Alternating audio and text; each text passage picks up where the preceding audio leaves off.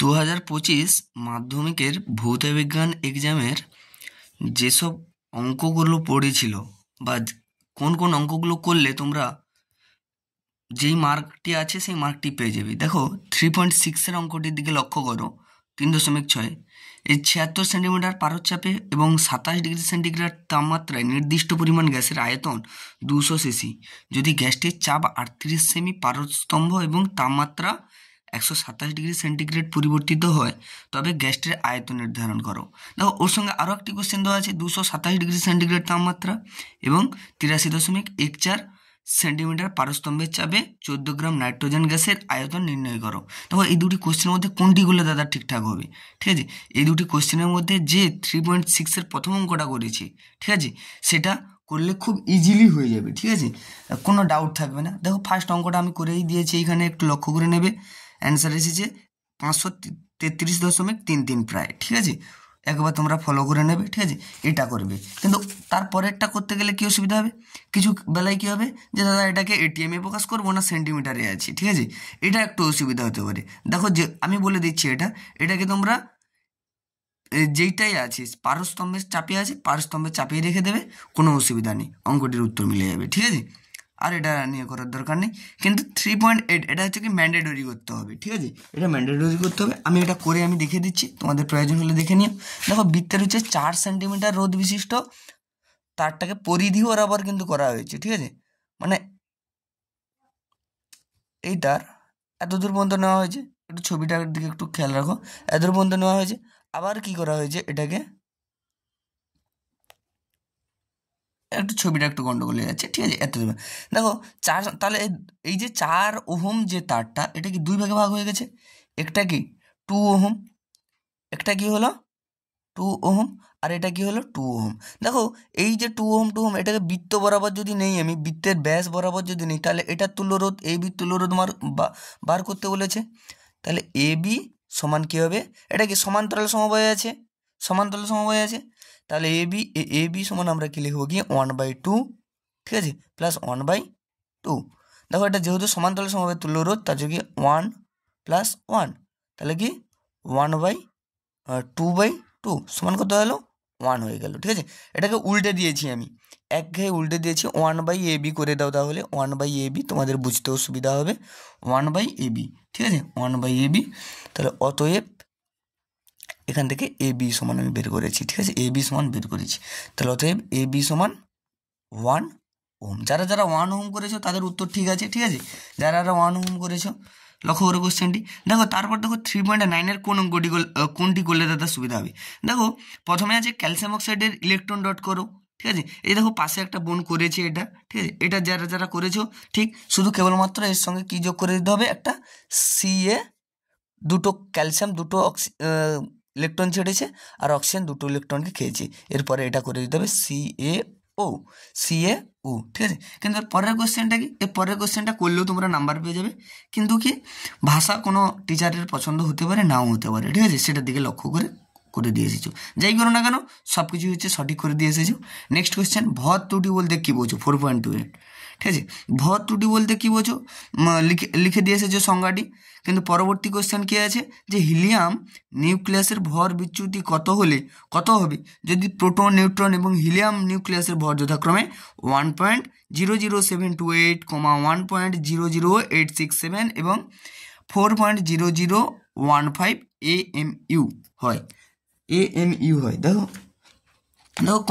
কোশ্চেনটিকে আমরা এইভাবেই করব, প্রোটন আর নিউট্রনের মোট ভর কত না 2.01595 AMU। অর্থাৎ ভর বিচ্যুতি কত, নিউক্লিয়াসের মোট ভর কত 4.0015 মাইনাস 2.01595 মাইনাস, তাহলে এখান থেকে আমরা ভর বিচ্যুতি কত পেয়ে গেলাম 1.98555 AMU। ঠিক আছে, AMU। এরপরে নেক্সট কোশ্চেনের দিকে তাকাও, আধুনিক পর্যায় সূত্রটি লিখেছো সবাই। তার সঙ্গে সঙ্গে দিয়েছে দেখো শ্রেণীতে 1 থেকে 2 এবং শ্রেণী 13 থেকে 17 পর্যায় বরাবর মৌলগুলির পারমাণবিক ব্যাসার্ধের প্রবণতা আলোচনা করো। ঠিক আছে, পারমাণবিক পর্যায়ের হচ্ছে কি আলোচনা, ব্যাসার্ধ কি হচ্ছে আলোচনা করতে হবে। তাহলে দেখো প্রথম কোশ্চেনটা তো হয়ে যাবে, কিন্তু নেক্সট কোশ্চেনটার কাছে আটকে যাবে সবাই। শ্রেণী 1 এবং 2, তাহলে শ্রেণী যে কোনো মৌল তার 1 সমান 1 লেখা হবে, 2 সমান কি হবে 2 লেখা হবে, তো অর্থাৎ এরা কত নম্বর পর্যায়ে অবস্থিত, এরা দুজনেই কি 1 নম্বর পর্যায়ে অবস্থিত, 1 নম্বর পর্যায়ে অবস্থিত।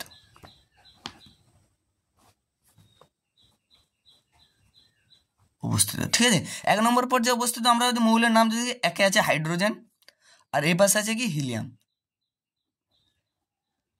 ঠিক আছে।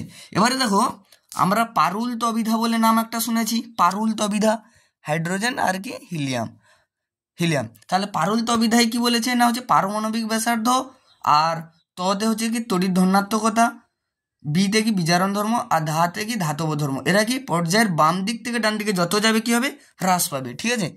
বাম দিক থেকে ডান দিকে যত যাবে তত কি হবে এরা হ্রাস পাবে, পারমাণবিক ব্যাসার্ধ, ঠিক আছে। পারমাণবিক ব্যাসার্ধ বাম দিক থেকে ডান দিকে যত যাবে হ্রাস পাবে। তাহলে এর পরে আছে 13, 13কে আমরা যদি ইলেকট্রন বিন্যাস করি কত 2 আর 10 3 13, ঠিক আছে।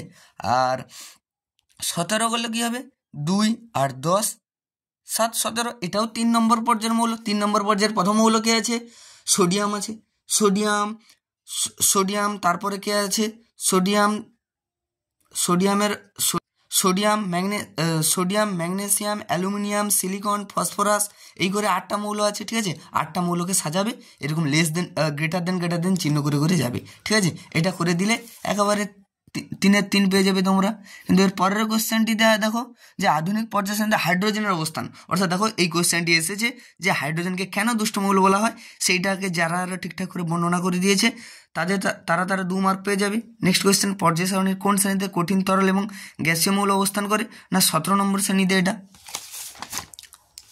আচ্ছা, এখান থেকে আমি আরও কিছু যেসব কোশ্চেনগুলো ডাউট আছে, ঠিক আছে, সেগুলো 4.8-এর দিকে তাকিয়ে দাও। 4.8-এর অথবার কোশ্চেনটা, এই কোশ্চেনটা খুব মানে বারংবার ধরে এসেছিল, ঠিক আছে, টেস্ট পেপারে খুবই এসেছে এগুলো। এটা উত্তর হবে 150 গ্রাম। নেক্সট কোশ্চেন দেখো, একটি রেল লাইনের পরপর দুই পাতের মধ্যে নির্দিষ্ট ব্যবধান ফাঁক রাখা হয় কেন, না হচ্ছে এটার কি তাপীয় প্রসারণ লক্ষ্য করা যাবে। তাপ প্রয়োগে যখন ট্রেনটি যখন দ্রুত বেগে আসছে তখন কি হবে, এটা ট্রেনের কি হবে গতিবেগে কি হবে তাপের উদ্ভব হবে এবং পাতের যে প্রসারণটা ঘুরতে থাকবে, ঠিক আছে, প্রসারণ ঘুরতে থাকবে, তার ফলে পাতগুলো কাছাকাছি জুজে যাবে, কাছাকাছি চলে আসবে, এর ফলে কি ট্রেন অ্যাক্সিডেন্ট করার সম্ভাবনা থাকে। তার জন্য ট্রেনের যে নির্দিষ্ট একটা ফাঁক দেওয়া থাকে। তার নেক্সট কোশ্চেন দেখো, দৈর্ঘ্য প্রসারণ গুণাঙ্ক আলফা, ক্ষেত্র প্রসারণ গুণাঙ্ক বিটা এবং আয়তন প্রসারণ গুণাঙ্ক গামা, এর মধ্যে সম্পর্ক কি। দেখো আলফা = β/2 = γ/3। দেখো ওই কোশ্চেনটার থেকেও নেক্সট কোশ্চেনটা যে করেছে 3-এর 3 একেবারে পেয়ে গেছি। 10 ডিগ্রি সেন্টিগ্রেড তাপমাত্রায় একটি লোহার রডের দৈর্ঘ্য 20 সেমি হলে 110 ডিগ্রি সেন্টিগ্রেড তাপমাত্রায় রডটির দৈর্ঘ্য কত হবে হিসাব করে লিখি। দেখো এখানে দেওয়া হয়েছে আয়তন প্রসারণ গুণাঙ্ক সমান 36 × 10⁻⁶ পার ডিগ্রি সেন্টিগ্রেড। দেখো এখান থেকে আমরা দৈর্ঘ্য প্রসারণ গুণাঙ্কটা বের করে নেব, আলফার মানটা বের করে নেব। তাহলে আলফা সমান আমরা কি জানি, আমরা জানি এখানটা কি দেওয়া আছে কি অ্যাকচুয়ালি দেওয়া হয়েছে কি আয়তন প্রসারণ। আলফা সমান একটু লক্ষ্য করো, আলফা সমান γ/3। তাহলে এখান থেকে আমি আলফা 36 × 10⁻⁶ ছিল, হ্যাঁ কি না ছিল, /3, 12 × 36, 12 × 10⁻⁶, ঠিক আছে।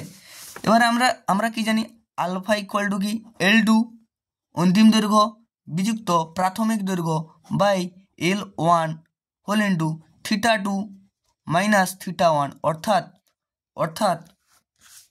অর্থাৎ কি প্রাথমিক দৈর্ঘ্য হোল ইন্টু অন্তিম উষ্ণতা বিযুক্ত প্রাথমিক উষ্ণতা, মানে যেই উষ্ণতা প্রথমে ছিল 10 ডিগ্রি সেন্টিগ্রেড, পরবর্তীতে উষ্ণতা কত হয়েছে 110 ডিগ্রি সেন্টিগ্রেড। তাহলে কি L2-র মান হচ্ছে 110 আর হচ্ছে L1-এর মান কত শুধুই 10, ঠিক আছে। এই করে অ্যান্সারটি করবে তোমরা, এসে যাবে।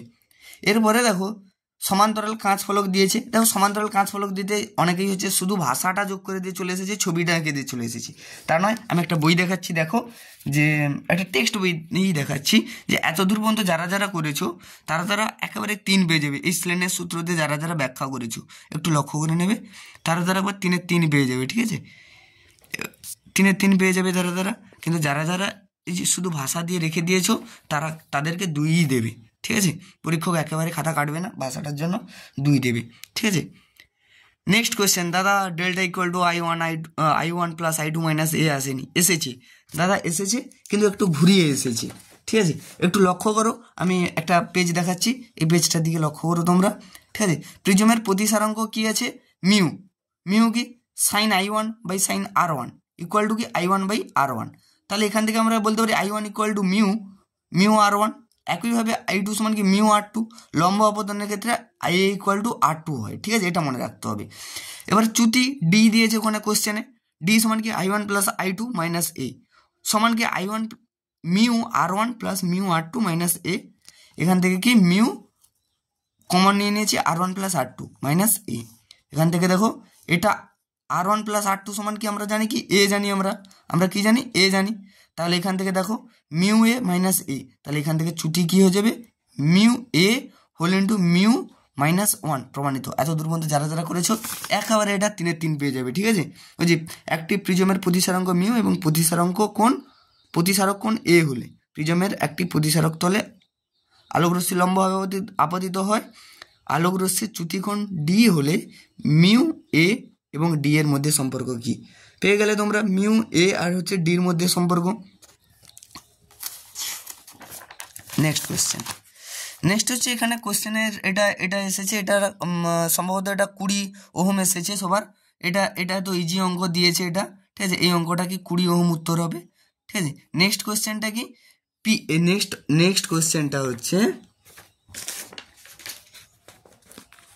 নেক্সট কোয়েশ্চেনটা আমি দেখাচ্ছি। আচ্ছা এই পেজেই আমি দেখিয়ে দিচ্ছি, ঠিক আছে, এই পেজেই দেখিয়ে দিচ্ছি। নেক্সট কোয়েশ্চেনের অ্যান্সারটা দেখো, একই মানে 3টি রোধকে শ্রেণী সমবায় যুক্ত করে ওদের 2 প্রান্তে তড়িৎচালক বলের উৎস যোগ করা হলে 10 ওয়াট ক্ষমতা ব্যয়িত হয়, ঠিক আছে। তাহলে পির মান কত, এখানে একটু তাকিয়ে দাও তোমরা, একটু কষ্ট করে বাবু। পির মান কত, 10 ওয়াট। শ্রেণী সমবায় 3টি রোধকে, মনে করলাম যে আর প্লাস আর 3টি রোধের মান কত, আর। তাহলে এটা কত হলো, শ্রেণী সমবায় যোগ করলে 3R হয়ে গেল। শ্রেণী সমবায়ের তুল্য রোধ কত হলো, 3R হয়ে গেল। আমরা জানি কি পি সমান কি জানি, ভি স্কোয়ার বাই আর। এখান থেকে বা ভি স্কোয়ারের মানটা আমি নিয়ে নিচ্ছি পি আর এর মান কত, না পির মান হচ্ছে 10, আর এর মান হচ্ছে 3R। তাহলে এখান থেকে 30R হয়ে গেল, 30R হয়ে গেল, একক 30R হয়ে গেল। এরপরে দেখো, এরপরে নেক্সট কোয়েশ্চেন এখানেই বলছে, রোধ 3টিকে সমান্তরাল সমবায়ে যুক্ত করলে, তাহলে সমান্তরাল সমবায়ে যুক্ত করলে রোধ 3টাকে তুল্য রোধ কি হয়, 1/R ইকুয়াল টু কি 1/R plus 1/R plus 1/R। তোমরা এটাকে যোগ করলে আর সমান, লক্ষ্য করবে যে R/3, ঠিক আছে, R/3। তাহলে এখান থেকে আমরা কি জানি, আবার কি জানি যে পি সমান আমরা কি জানি, ভি স্কোয়ার বাই আর, ঠিক আছে। এখানে আমাদেরকে শক্তিটা বের করতে হবে, কত পরিমাণ শক্তি উৎপন্ন হবে, ব্যয়িত শক্তি কত পরিমাণ হবে। তাহলে আমরা ভি স্কোয়ার আগে থেকে কত পেয়েছিলাম, 30R। এরপরে আমরা সমান্তরাল সমবায়ে আমরা কি পেলাম, R/3। তাহলে 30R ইন্টু 3/R। অঙ্কটির দিকে লক্ষ্য রাখো, আর ইন্টু আর কেটে গেল, 30 3 কত হয়, 90 ওয়াট। 90 ওয়াট তড়িৎ শক্তি কী করবে, ব্যয়িত করবে, ঠিক আছে, 90 ওয়াট। কোয়েশ্চেনটির উত্তর কত দাঁড়ালো, 90 ওয়াট। আশা করি সবাই ঠিকঠাকই করেছো, কিন্তু এইসব কোয়েশ্চেনগুলো যারা টাচ করে এসেছো তাদেরকে কেউ নাম্বার কাটতে পারবে না। আশা করি সবাই করে এসেছো ঠিকঠাকভাবে।